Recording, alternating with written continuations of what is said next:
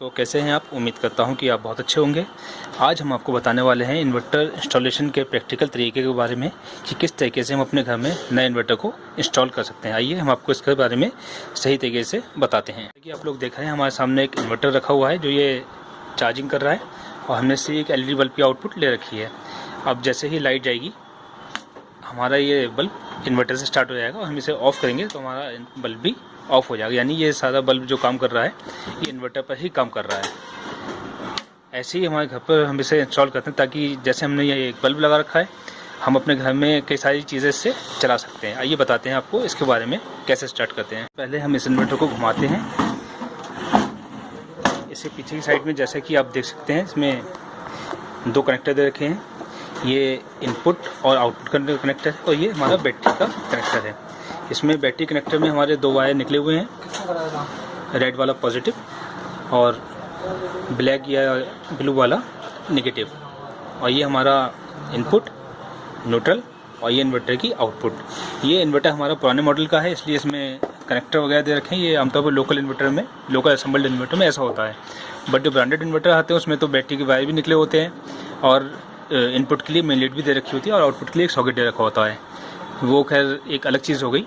आइए हम इसके कनेक्शन करने के बारे में आपको बताते हैं कि कैसे इसे इंस्टॉल करेंगे। देख सकते हैं कि एक ब्रांडेड इन्वर्टर में और पीछे की साइड में इस टाइप से दो वायर दे रखे होते हैं बैटरी के, रेड और ब्लैक, जो नेगेटिव और पॉजिटिव होते हैं। और ये सॉकेट जिससे इसकी आउटपुट निकलती है और ये एक मेन लीड जिससे इसकी इनपुट कनेक्ट होती है, जिसमें भी हमारी न्यूट्रल फेस और अर्थिंग होती है। आइए हम आपको इसके बारे में बताते हैं। तो पहले हम इस इन्वर्टर को घुमाते हैं। अब हम इसमें बैटरी वायर कनेक्ट करेंगे। रेड वाला रेड यानी पॉजिटिव पर,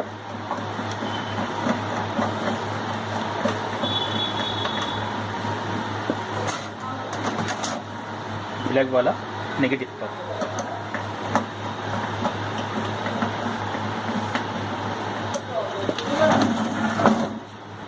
ये देखिए हमारे इन्वर्टर में करंट आ गया। ये हम इसे इनपुट से कनेक्ट करते हैं। इनपुट से कनेक्ट करने के लिए हमें कहीं पे न्यूट्रल फेस चाहिए होगा। जैसे कि ये हमारा सॉकेट है, हम इसे इनपुट बनाएंगे। इनपुट आमतौर पर सीधे हाथ वाला पॉइंट पर होता है, इधर न्यूट्रल होता है। हम इसे टेस्टर चेक करेंगे, टेस्टर न्यूट्रल पर नहीं जलेगा और ये फेस वाले पॉइंट पर जहाँ फेस मिलेगा वहाँ पे हमारा टेस्टर जलेगा। जैसा आप देख रहे हैं टेस्टर हमारा जल के बता रहा है कि ये हमारा फेस है। हम इसे इनपुट बनाएंगे। हमने एक लीड के द्वारा इसे हमने करंट दे दिया है। ये हमारा फेस आ गया और ये हमारा न्यूट्रल हो गया, यानी हमारा इनपुट वोल्ट इसमें पहुँच गया है। हमारे इन्वर्टर ने चार्जिंग शुरू कर दी है। चलिए यहाँ तक तो सब आसानी से हो गया, लेकिन हमारा मेन काम अब स्टार्ट होगा। जो हमें इन्वर्टर की आउटपुट के लिए एक सिंगल वायर निकालना होगा। सिंगल वायर हम इसलिए निकालते हैं कि न्यूट्रल तो हमारा कॉमन हो जाता है और हमारे एक सिंगल वायर से केवल आउटपुट के लिए हम फेस निकाल लेते हैं जो कि हमारी मेन लाइन में जाता है। और जो पॉइंट्स हमें कनेक्शन करना होते हैं उन पॉइंट्स पर उसका सिंगल वायर से आउटपुट दे देते हैं। वैसे आजकल आमतौर पर हर घर में जब नई वायरिंग होती है तो एक सिंगल वायर छोड़ दिया जाता है अंडरग्राउंड फिटिंग में, ताकि इन्वर्टर की फिटिंग करते समय हमें किसी प्रकार की दिक्कत ना हो और तोड़ फोड़ लाइन में या फिर बाहर जो घर से बाहर से वायर निकला होता है दीवार वगैरह अच्छा नहीं लगता है, तो एक अंडरग्राउंड फिटिंग में एक वायर सिंगल छोड़ देते हैं। लेकिन जहाँ पर सिंगल वायर नहीं छोड़ा जाता तो वहाँ के हिसाब से मैं आपको बता रहा हूँ कि हम कैसे कनेक्शन करें। मान लीजिए हमें इस बोर्ड में इन्वर्टर का कनेक्शन देना है। इसमें कई सारे स्विचेस और सॉकेट दे रखे हैं। इन सॉकेट को हम अपने इक्विपमेंट मान लेते हैं, जैसे पंखा, बल्ब, ट्यूबलाइट और टीवी वगैरह मान लेते हैं। और हमारा LED बल्ब तो दे रखा है। तो सबसे पहले हमें इसमें फेस चेक करना पड़ेगा कि हमारा स्विच पर फेस आ रहा है या नहीं आ रहा है। लीजिए हमें इस बोर्ड पर केवल इस होल्डर पर और इन दो स्विचों पर इन्वर्टर का कनेक्शन देना होगा। यानी इन स्विच से जो भी पॉइंट्स हमारे चल रहे हैं ये वो हमारे इन्वर्टर से हो जाए और बाकी जो और पॉइंट्स बचे हैं हमें इसे इन्वर्टर का कनेक्शन नहीं देना है। इससे ये होगा कि हमारे ये दो स्विच और ये होल्डर जो हम इन्वर्टर से करंट देंगे ये लाइट आने पर तो नॉर्मल अपना वैसे ही चलते रहेंगे जैसे कि और इक्विपमेंट काम कर रहे हैं। बट लाइट जाने के बाद हमारे ये जो स्विच वगैरह जो भी कनेक्शन है वो हमारे इन्वर्टर के थ्रू चलेंगे, यानी हमारा इन्वर्टर करंट उस पर पहुँचेगा और बाकी जो और पॉइंट्स हैं इन्वर्टर करंट इस पर नहीं पहुँचेगा। आइए सबसे पहले हम इन दोनों स्विचों पर फेस चेक करते हैं। ये देखिए हमारे स्विच पर ये हमारा फेस आ रहा है।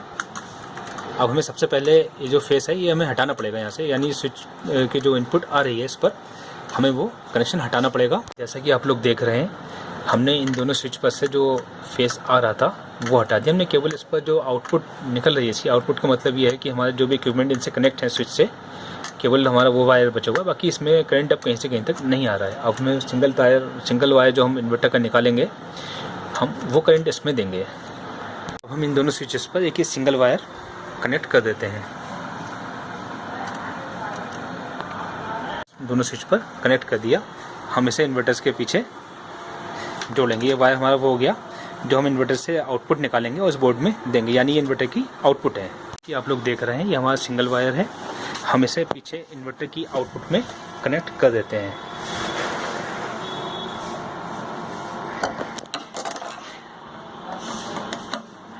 ये वायर हमने इन्वर्टर के पीछे कनेक्ट कर दिया और इन दोनों स्विच पर भी हमारी आउटपुट आ गई। कि आप लोग देख रहे हैं हमने इस बोर्ड के इन दोनों स्विचों पर इन्वर्टर कनेक्शन दिया है जो कि इन दोनों सॉकेट्स के हैं, और इस बल्ब के होल्डर के स्विच पर हमने इन्वर्टर कनेक्शन नहीं दिया है। और बाकी ये जो नीचे दो स्विच हैं इन दोनों सॉकेट्स के, हमने इस पर भी इन्वर्टर कनेक्शन नहीं दिया है। इस वक्त लाइट आ रही है, तो लाइट आते समय हमारा वो पॉइंट जिस पर हमने इन्वर्टर का कनेक्शन नहीं दे रखा है वो भी काम कर रहा है, और वो पॉइंट जिसमें हमने इन्वर्टर कनेक्शन दे रखा है वो भी काम कर रहा है। अब मान लीजिए हमारी लाइट चली जाती है, पावर कट हो जाता है। पावर कट होने की कंडीशन में हमारा जिस पॉइंट पर इन्वर्टर कनेक्शन नहीं है वो ऑफ हो गया, काम करना छोड़ दिया, लेकिन हमारा वो पॉइंट जिसमें हमने इन्वर्टर का कनेक्शन दे रखा है वो अभी भी काम कर रहा है। कि इस वक्त हमारा इन्वर्टर वर्किंग कर रहा है। हम अगर इन्वर्टर ऑफ करते हैं तो फिर हमारी आउटपुट भी ऑफ होगी, हम इन्वर्टर ऑन करते हैं तो हमारी आउटपुट भी ऑन हो जाएगी। अपने की पावर कट होने की कंडीशन में हमारे केवल वो पॉइंट्स ही वर्क कर रहे हैं जिसमें हमने इन्वर्टर का सिंगल वायर फेस का दे रखा है, और वो पॉइंट्स हमारे वर्क नहीं कर रहे हैं जो कि हमारे इलेक्ट्रिसिटी से हैं। अब मान लीजिए लाइट आ जाती है, लाइट आने पर हमारे सारे पॉइंट्स वर्क करना शुरू कर देंगे और ये ऑटोमेटिकली हमारा जो इन्वर्टर का कनेक्शन हम दे रखा है वो ऑटोमेटिकली मेन लाइन पर आ। ये देखिए मेन इन्वर्टर, मेन इन्वर्टर। अब मैं यहाँ से इन्वर्टर ऑफ कर रहा हूँ तो हमारी इन्वर्टर वाली आउटपुट ऑफ हो रही है, बट जो इलेक्ट्रिसिटी से है उससे कोई फ़र्क नहीं पड़ रहा है।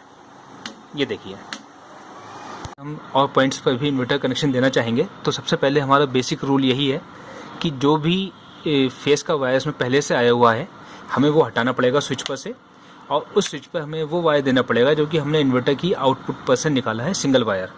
और ध्यान रखें जो फेस का वायर पहले से आया हुआ वो 100% हटाना ज़रूरी है। अगर लगा रहा तो हमारे इन्वर्टर में करंट की वापसी आएगी, इन्वर्टर में फॉल्ट आने के चांस रहेंगे। इन्वर्टर के जितने भी पॉइंट्स बनाएंगे हम इसी प्रकार से सिंगल वायर जो फेस वाला इन्वर्टर के पीछे से हमने निकाला है वैसे हम सभी पॉइंट्स पर कनेक्ट करते रहेंगे। जिस स्विच पर हम उस पॉइंट को कनेक्ट करेंगे, मान लीजिए बल्ब का स्विच है, फ़ैन का स्विच हो गया, टीवी का स्विच हो गया, या फिर CFL ट्यूबलाइट या बल्ब का जो भी स्विच, जिस स्विच पर भी हम कनेक्शन करेंगे वो पॉइंट हमारा इन्वर्टर से वर्क करेगा।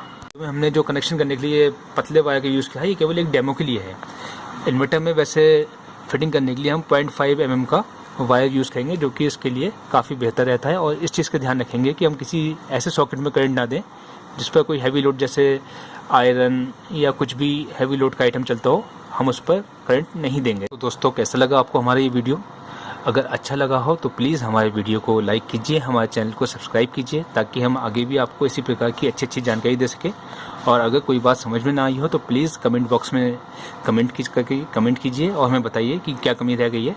अगर कोई कमी रह गई है हम तो, या फिर आपकी कोई क्वेरी है तो हम उसे सॉल्व करने की पूरी कोशिश करेंगे, लेकिन हमारे चैनल को सब्सक्राइब करना ना भूलें। Thank you.